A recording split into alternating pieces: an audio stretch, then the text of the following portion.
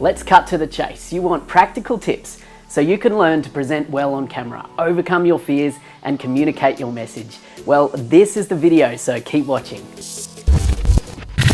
Hi, I'm Ben from Engage Video Marketing, and today it's all about practical tips that will make your on-camera presentation better. And remember, practice does make perfect, so get started and you will get more confident on camera over time. Okay, it's tip time, so let's go. Number one, have a comfortable, grounded position. Standing is best. Feet should be spread about shoulder width apart. Relax your knees and be comfortable. Importantly, stay grounded as you deliver your script. You don't want to be swaying about or shifting your weight from one foot to the other.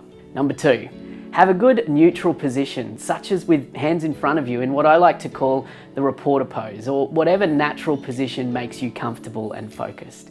This also helps to give your hands something to do when they're not being used intentionally. You want to avoid unnecessary or unmotivated hand movements that end up becoming a distraction. Make sure you're using positive body language. No fists or pointing down the camera. It comes across as threatening.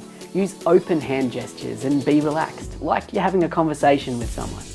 Number three, keep good eye contact, and that means being comfortable with looking at the camera lens. Looking away all the time makes you seem kind of shifty and untrustworthy. Check out my earlier video about teleprompters. Often using one of these will help with keeping you looking down the lens. Or if you don't have a teleprompt, perhaps stick a piece of paper or a sticky note next to the lens with a big arrow pointing to the lens, reminding you where to look. It sounds simple, I know, but it works. Tip four, bring energy. We're used to watching emotions overplayed on TV and film, so we kind of expect it, and the truth is that energy conveys interest and enthusiasm. If you're not showing it, then your audience won't be feeling it.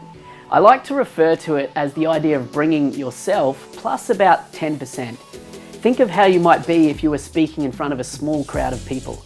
Not a theatre of 1,000 people, that will see you overplaying your energy. So don't go over the top, but you definitely want to stay authentic and genuine. You don't want people going to sleep watching your videos. Number five, know how you're going to pace and emphasize your script.